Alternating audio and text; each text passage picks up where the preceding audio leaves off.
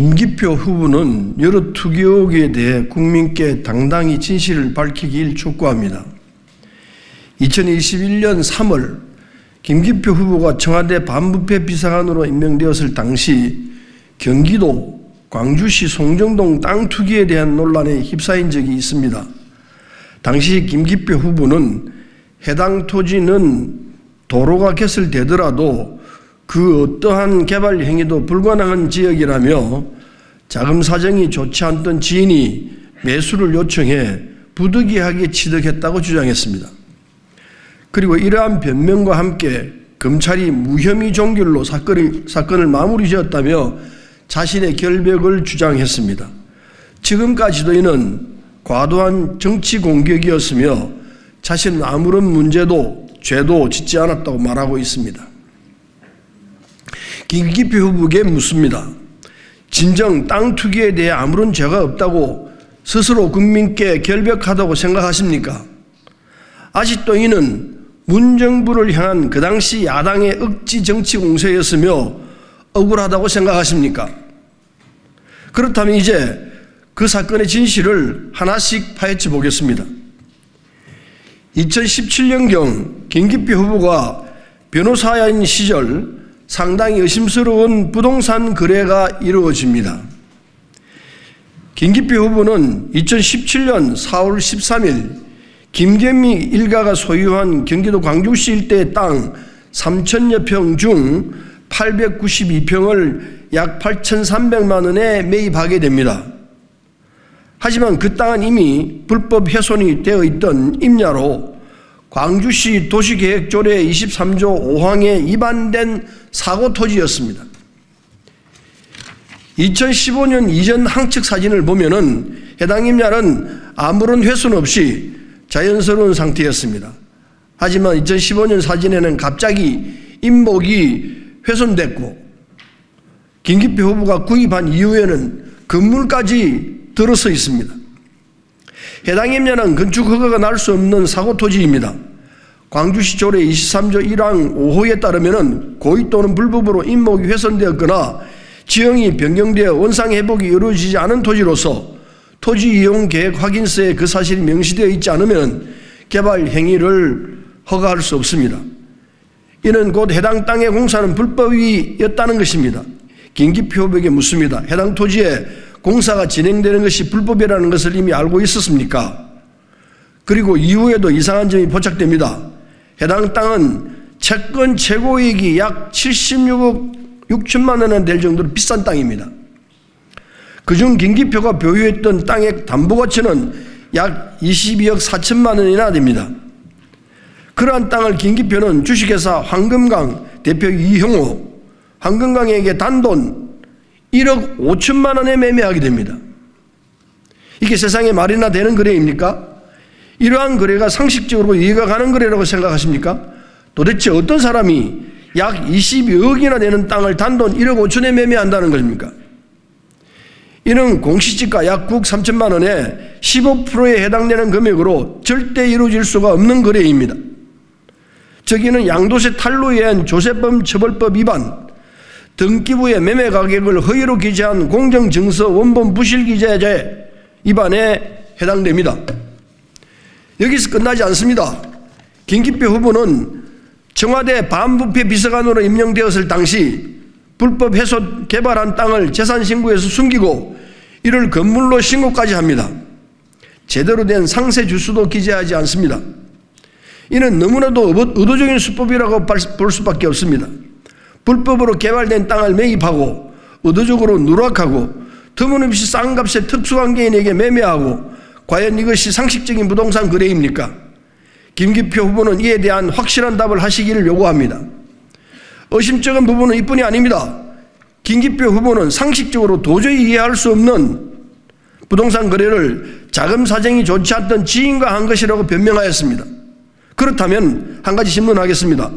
김기표 후보의 땅을 싼값에 매매한 주식회사 황금강의 대표 이형호는 땅의 본 소유자였던 김경희 대표와 무슨 관계입니까? 특수관계인 아닙니까? 이러한 의혹은 다음 사건과도 이어집니다.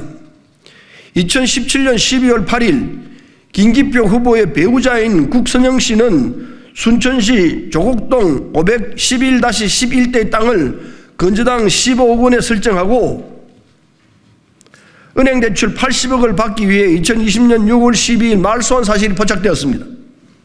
해당 땅의 소유자는 주식회사 TST로 회사의 대표는 김기표 후보 부동산 논란의 당사자인 김경희 대표입니다. 그리고 김경희 대표와 앞서 김기표 후보의 땅을 구매한 주식회사 한건강 대표 이형호는 서로 주소가 같습니다. 무엇을 의미하겠습니까? 즉 김기표 후보와 배우자 국성영, 이형호 대표와 김경희 대표는 서로 특수관계인이라고 밖에 설명이 되지 않습니다. 따라서 이번 사건은 자신들끼리 짬짬이 거래를 해가며 국민을 기만하고 자신들의 재산을 불린 전형적인 투기 사건인 것입니다. 그리고 여기서 갑자기 등장한 건저당 10억 원의 자금 출처 역시 어디에도 보이지 않으며 말소 후 자금 사용처도 찾을 수 없습니다. 이는 재산 등록 누락 혐의로 김기표 후보는 이러한 의문점에 대해서도 국민께서 납득할 수 있도록 상세히 해명하기를 요구합니다. 그렇다면 검찰에서는 왜 이러한 사건을 무혐의로 종결시켰을까요? 이는 수사의 번지수가 달라서였습니다. 당시 검찰의 발표에 따르면 해당 사건은 짬짬이 축소거래에 대한 수사가 아닌 명의신탁에 대한 수사였음이 드러납니다. 명의신탁의 경우 수사 전 신탁자와 수탁자 간의 사전 합의가 될 시 무혐의가 나올 가능성이 큰 혐의입니다. 즉 신탁자인 이형호 대표와 수탁자인 김기표 후보와의 관계가 특수관계임을 고려한다면 무혐의가 나올 수밖에 없는 고발건인 것입니다. 이 내용이 마지막이었으면 좋았겠지만 김기표 후보의 투기 의혹은 떠 있습니다. 김기표 후보는 2020년 마곡 발산동에 65억짜리 건물을 하나 갖고 있습니다. 54억이 넘는 대출을 받고 건물주가 되었습니다. 서민은 코로나로 인해 힘들고 재난지원금을 받아가며 어떻게든 삶을 지키고자 피땀 흘려 일하고 있는 상황 속에서 김기표 후보는 54억 넘는 대출로 65억짜리 건물주가 됩니다. 서민은 힘들고 국가는 어떻게든 서민의 삶을 지탱하고자 노력하고 있는데 김기표 후보는 이 시국을 이용해 건물주가 되어야겠다는 소위 영끌 투기를 진행합니다. 서민으로서는 절대 시도조차 할 수 없는 투자였으며 김기표 후보의 책에도 명시해놨듯이 이는 명백히 건물주를 통한 시세 차익이 얻기 위한 투기를 진행한 것입니다. 김기표 후보가 한 달 동안 내야 할 돈은 월이자만 월 5%일 때 약 2,250만 원 정도로 추산됩니다. 국회의원 월급이 아주 많다고 하지만 실제로 들어오는 돈은 이보다 훨씬 적습니다. 국회의원은 겸직조차 되지 않는데 월이자 2,250만 원을 어떻게 갚겠습니까? 돈이 없다는 것은 곧 비리와 유착 가능성이 커질 수 있다는 것입니다. 이미 김기표 후보는 비리의 원흉이었던 이명박 대통령 형 이상득, 노무현 대통령을 공격한 비리검사 홍만표 등을 변호한 이력도 있습니다. 그들의 비리를 변호한 김기표 후보가 과연 비리를 말끔히 떨쳐내고 깨끗한 정치인이 될 수 있겠습니까? 최소한 깨끗한 정치인이 되고자 하면 이상득의 비리 변호를 사과하고 민주당의 후보로서 노무현 대통령을 언급하고 싶으면 홍만표의 변호를 사과해야 합니다. 하지만 지금껏 김기표 후보가 이들을 언급한 적이 있습니까? 노무현 대통령의 죽음에 육두문자까지 써가며 큰 분노를 느꼈으면서 그를 공격한 홍만표를 변호합니다. 비리의 원흉 이상득을 변호하며 자기도 온갖 부동산 투기를 자행합니다. 어떻게 이런 사람이 과연 민주당 노무현을 언급하고 서민을 언급합니까? 얼마나 앞뒤가 맞지 않는 후보입니까? 김기표 후보는 당당히 이러한 투기 의혹에 대해 명백백백 국민 앞에 해명하시길 강력하게 촉구합니다. 내일까지 합당한 해명을 하지 않을 시 즉시 고발 조치하겠습니다.